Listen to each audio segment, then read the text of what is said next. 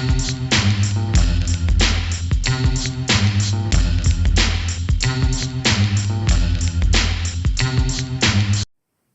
know, I'm doing, my usual look through to see any news happening in wrestling worth talking about for content, worth uploading about. And I came across some people discussing when you look at Kurt Angle's career, is he more of a WWE guy or more of a TNA guy? If you look at Angle's career, I think technically he was in TNA for longer.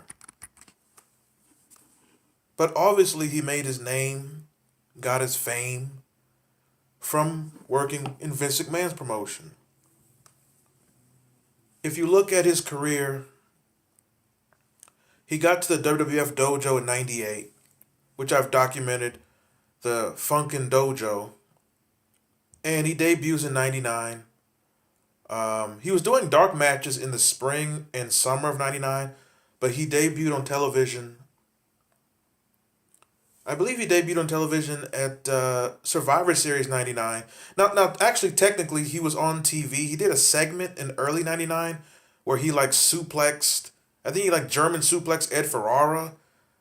But technically, that's when he debuted. But then technically, his serious debut was Survivor Series 99 versus Meat, a.k.a. Sean Stasiak, that scholar, who literally is now like a doctor, but go figure. He played an idiot on TV. Now he's a physician or something. Or a surgeon. Whatever. Hit the like button. Share this video.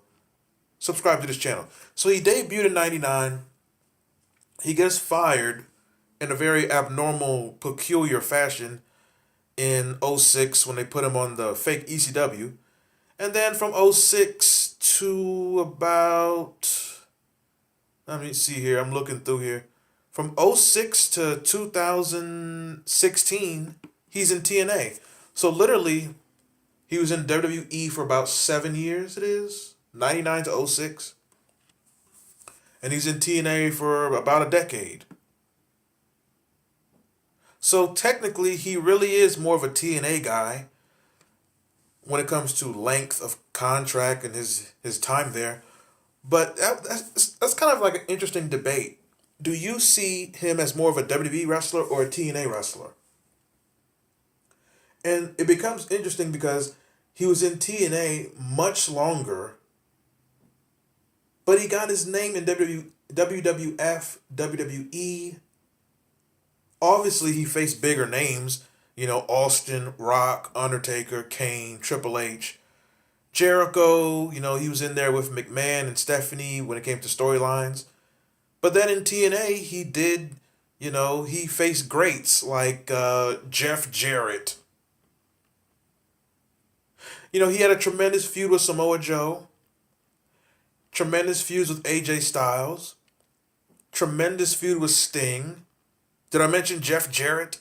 They did the Main Event Mafia, which is one of the best groups in wrestling in the last 20 years.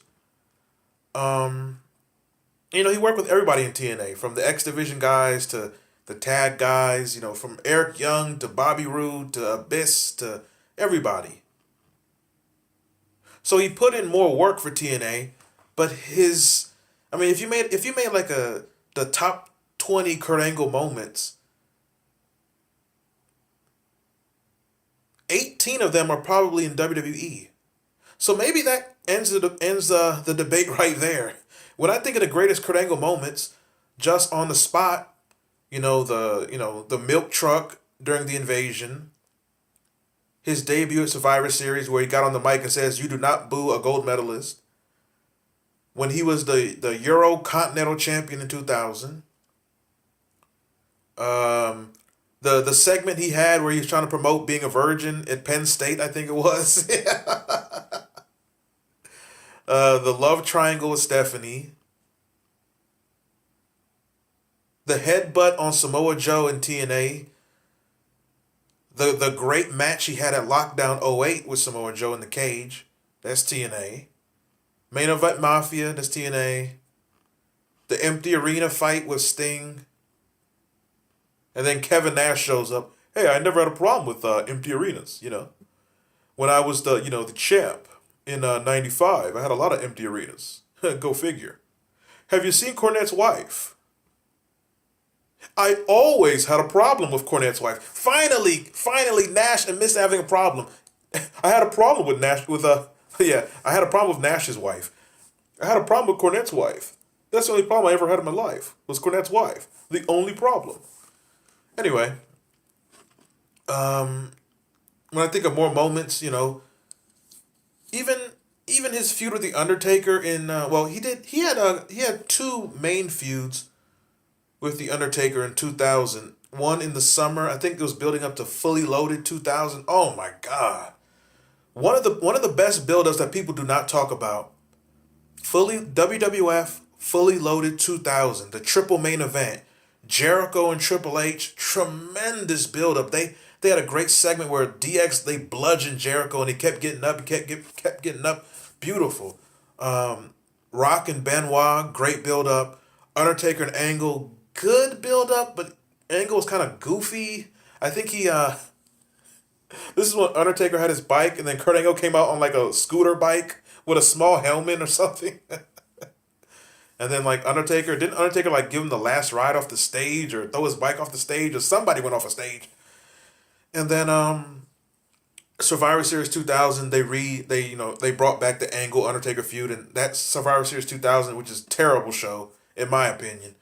The match with Undertaker and Kurt Angle's brother did like a stunt double, like they faked they faked his body as the one who got pinned, but then Angle won or some weird finish. So but if I kept going, most of the moments I'm gonna think of with Angle are WWF. The great match he had with Benoit at Royal Rumble '03. The great tag team match, and I don't know if this is a match people remember, a great tag match that Angle had in TNA. It was him and AJ Styles versus Daniels and Kazarian. Slammiversary, I think it was Slammiversary 2012. Tremendous match. I believe it was in Dallas, Fort Worth. Great tag match. AJ Styles was on fire, but Angle did his part. He was kind of banged up even by that point. Speaking of bang, do you ever seen Karen Angle? Did I mention Jeff Jarrett? But I guess to the people listening in the comments, when you think of Kurt Angle, do you think of him more as a WWE guy or a TNA guy? Obviously, I'm sure he made way more money in WWF, but who knows? Dixie Carter might have been overpaying him, so who knows about that? You know what? Well, you know what? He had to make more money. He was in TNA for much longer, but when he was in WWF, it was the Attitude Era. Business was on fire in '99, 2000. So he has to have that. He was a main eventer. He was a merchandise seller. He wasn't The Rock or Austin level, but who is he? But he was a merchandise seller. So yeah, he had to have made the most money. At least his biggest years had to be like 2000, 2001, 2003 maybe,